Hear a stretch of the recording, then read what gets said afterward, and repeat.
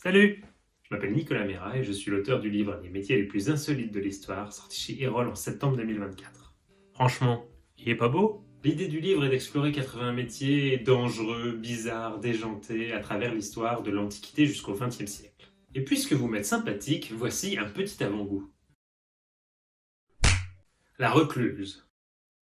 Au Moyen-Âge, les recluses étaient des femmes qui faisaient le choix d'être emmurées vivantes pour servir la volonté divine. Elles s'enfermaient dans des pièces très étroites, les reclusoires, dont les plus petits mesuraient moins de 4 mètres carrés, et consacraient le reste de leur existence à la pénitence et à la prière. Leur seule fenêtre sur l'extérieur était une petite lucarne qui leur servait à communiquer avec les paroissiens et à recevoir de la nourriture. Le plus étonnant, c'est que malgré la rigueur du métier, c'était l'une des rares méthodes pour une femme du Moyen-Âge d'obtenir son indépendance. D'ailleurs, on pouvait rester dans les recluseries pendant très longtemps. Au XVe siècle, une femme qui s'appelait Alix la Burgotte est restée 46 ans dans la recluserie parisienne des Innocents. Oui, déjà à l'époque, l'immobilier parisien, c'était pas terrible.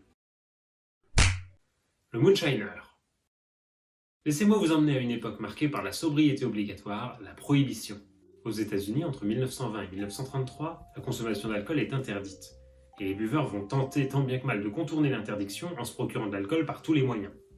Toute une industrie clandestine prospère qui fabrique de l'alcool en secret. On voit apparaître des liqueurs plus artisanales à base de cactus, de patates, de maïs, qui sont secrètement transportées depuis les distilleries jusqu'aux grandes métropoles asséchées par la prohibition. Évidemment, l'alcool qu'ils produisent n'est pas de première qualité. On a des buveurs qui s'assomment avec des boissons à base d'huile de ricin, d'autres qui siphonnent du détergent industriel. Il paraît même qu'on laisse mariner des rats crevés dans des stocks d'éthanol pour leur donner un vague arôme de bourbon. Finalement, en 1933, le gouvernement américain va arrêter l'expérience de la prohibition et mettre les moonshiners au chômage.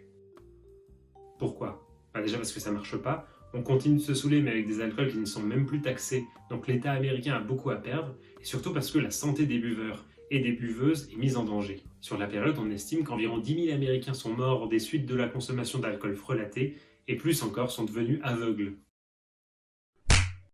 L'ermite de jardin.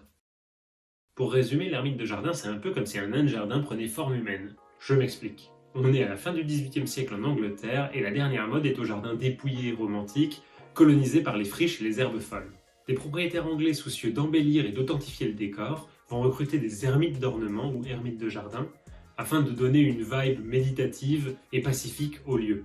L'heureux propriétaire d'un ermite de jardin lui conseillera d'abord de se laisser pousser les cheveux, se laisser pousser la barbe, les ongles et s'autoriser pas mal de liberté quant à son hygiène corporelle. Généralement, on n'attend rien d'autre de lui si ce n'est qu'il se montre auprès des invités de marque et qu'il les divertisse parfois d'un brin de poésie.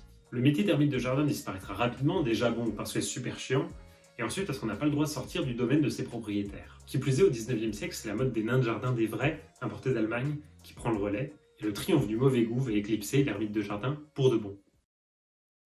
Voilà, si ça vous a plu et que vous avez envie de découvrir d'autres métiers insolites comme le voleur de cadavres, l'arracheur de dents, le chasseur de vampires, l'aboyeur, n'hésitez pas à acheter un œil à mon livre. Puis qui sait, ça vous donnera peut-être des pistes de réorientation professionnelle.